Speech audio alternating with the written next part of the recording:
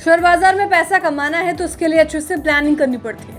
अगले हफ्ते भारतीय शेयर बाजार कैसा रहेगा, किन किन ट्रिगर्स पर बाजार की नजरें रहेंगी, ये सब बातें हम आपको इस वीडियो में बताने जा रहे हैं। अगले हफ्ते की रणनीति जानने से पहले पिछला हफ्ता भारतीय शेयर बाजार के लिए कैसा रहा था, पहले ये जान लीजिए। पिछला हफ्ता निफ्टी के लिए अच्छा नहीं रहा। निफ्टी पिछले सप्ताह 1.01% की गिरावट के साथ 18,665.50 पर बंद हुआ था। वहीं सेंसेक्स में भी 0.73% की गिरावट देखी गई थी। पिछले सप्ताह सेंसेक्स 461.40 अंक गिरकर 62,979.37 पर क्लोज हुआ था। अब अगले हफ्ते वो कौन कौन से अहम फैक्टर्स हैं या यूं कहे तो बड़े इवेंट्स हैं जिनकी बदौलत शेयर बाजार की दिशा तय होगी, ये जान लेते हैं। सबसे पहले दुनिया भर के बाजारों की नजर अमेरिका के जीडीपी के आंकड़ों पर रहेगी। अमेरिका के Q1 जीडीपी के आंकड़े 29 जून को आएंगे। इसके अलावा फेडरल रिजर्व के चेयरमैन जेरोम पॉवेल 28 और 29 जून को बयान देंगे। जेरोम पॉवेल पहले भी ब्याज दरों में और बढ़ोतरी के संकेत दे चुके हैं। बता दें कि अगर अमेरिका में ब्याज दरों में बढ़ोतरी होती है तो इससे ग्रोथ में गिरावट आ सकती है।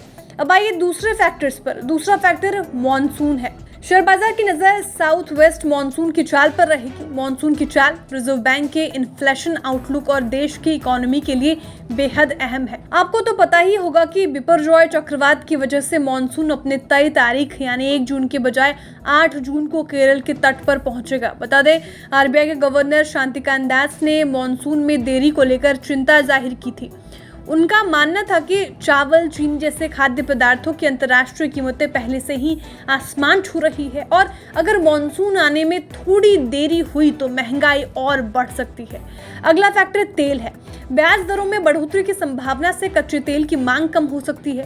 जियोपॉलिटिकल टेंशन और अन्य वजहों से अंतर्राष्ट्रीय बाजार में तेल की कीमतें स्थिर और सीमित दायरे में रह सकती है। बता दें, लगातार 5वें सप्ताह ब्रेंट क्रूड का फ्यूचर $80 के नीचे रहा। पिछले सप्ताह 4.5% की गिरावट के साथ ब्रेंट क्रूड 73.6 बैरल प्रति डॉलर पर ट्रेड कर रहा था। बता दें, कच्चा तेल जब तक $75 के नीचे ट्रेड करेगा ये हमारे देश के लिए काफी अच्छा रहेगा, क्योंकि भारत अपनी जरूरत का 85% तेल आयात करता है। अब FIIS का आंकड़ा क्या कहता है ये जान लेते हैं। FIIS लगातार भारतीय बाजार पर बुलिश नजर आ रहे हैं। पिछले हफ्ते भी विदेशी संस्थागत निवेशकों ने 1700 करोड़ रुपए का निवेश किया था। बता दें, ये लगातार चौथा महीना है जब FIIS अपनी खरीदारी को बरकरार रखे हुए हैं। अब जाते जाते कैसी रहेगी भारतीय बाजार की चाल, ये जान लेते हैं। निफ्टी की 18,700 और 18,800 की कॉल में राइटिंग हो रही है। अब निफ्टी और बैंक निफ्टी का सपोर्ट और रेजिस्टेंस लेवल जान लेते हैं। निफ्टी का सपोर्ट जोन 18,560 से लेकर 18,470 रह सकता है। निफ्टी का रेजिस्टेंस जोन 18,720 से लेकर 18,780 रहेगा। बैंक निफ्टी का सपोर्ट जोन 43,450 से लेकर 43,350 रह सकता है। बैंक निफ्टी का रेजिस्टेंस जोन 43,830 से लेकर 43,970 रहेगा।